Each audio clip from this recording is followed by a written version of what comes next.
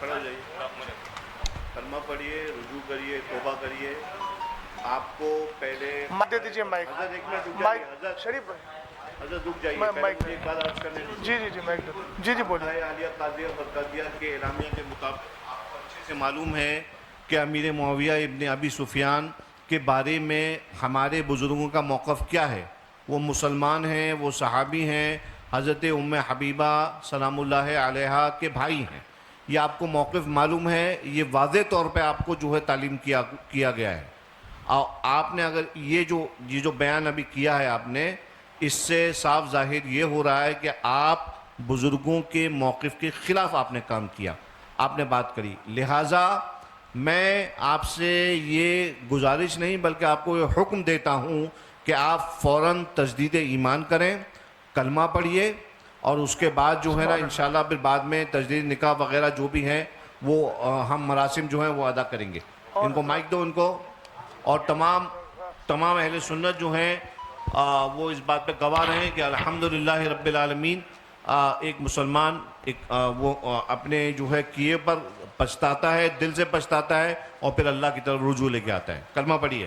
لا الہ الا اللہ محمد الرسول اللہ. پڑھیے. آمنت باللہ آمنت باللہ وملائکتہ وملائکتہ وکتبہ وکتبہ ورسلہ والیوم الآخر والقدر خیرہ وشرہ شرہ من اللہ تعالی والبعث بعد الموت واشہد ان لا الہ الا اللہ وحدہ لا شریک لہ واشہد ان سیدنا و مولانا محمدن عبدہ و رسولہ. یا اللہ، میں نے تیرے حبیب علیہ السلام کو حاضر ناظر جان کر تیری بارگاہ میں یہ توبہ کی کہ میں نے صحابی امیر معاویہ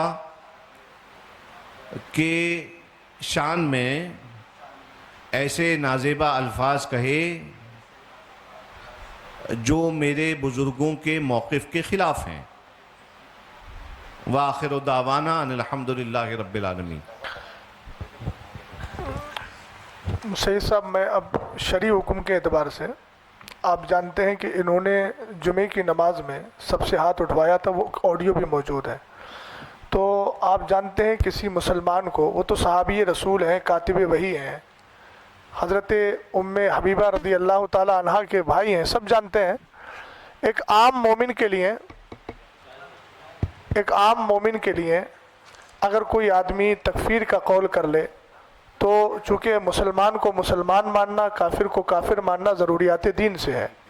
سید صاحب، میں توجہ چاہوں گا آپ کی.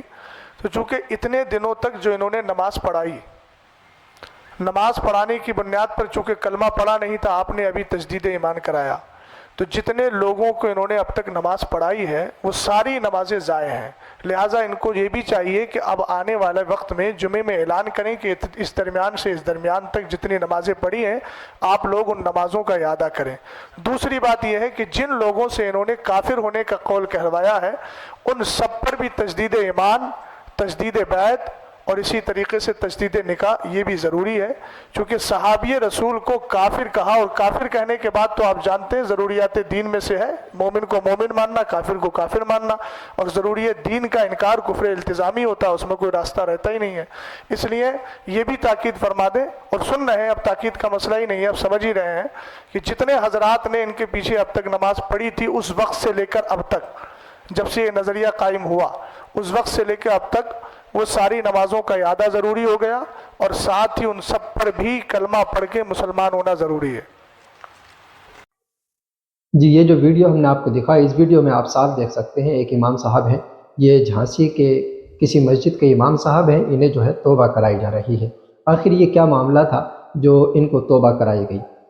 سب سے پہلے تو ہم آپ کو یہ بتائیں کہ انہوں نے جمعے کی نماز میں ایک حضرت امیر معاویہ کے تعلق سے تقریر کرتے ہوئے کہا تھا، کافی غلط سلط الفاظ کہے تھے جس کو میں دہرانا نہیں چاہتا. اس کے بعد بات اتنی بڑی کہ مناظرے کی شکل اختیار کر گئی. اس کے بعد جب مناظرے کی نشست رکھی گئی اور سب لوگ جب اکٹھا ہوئے تو وہاں پر جو ان کے ساتھ میں بھی لوگ آئے تھے انہوں نے بھی منع کیا، یعنی وہ بھی جو انہوں نے بیان کیا ہے اس کے خلاف تھے کہ ایسا نہیں کہا۔ اس کے بعد جو ویڈیو سنائی گئی، ان کے صاف الفاظ آپ سن سکتے ہیں اس ویڈیو میں، جو پوری ویڈیو مناظرے کی ڈلی ہوئی ہے اس کے اندر۔ تو انہوں نے کیا کیا کہا وہ سب سننے کے بعد انہی کی طرف سے جو سید صاحب ہیں انہوں نے جو ہے توبہ وغیرہ کرائی ہے، اور یہ بہت اچھی چیز بھی ہے کہ اگر آپ نے کوئی غلطی کی ہے تو آپ اس کی معذرت کریں اور اس پر جو ہے توبہ کریں۔ آپ اگر توبہ کر لیتے ہیں تو بے شک اللہ تبارک و تعالی آپ کو معاف فرما دیتا ہے۔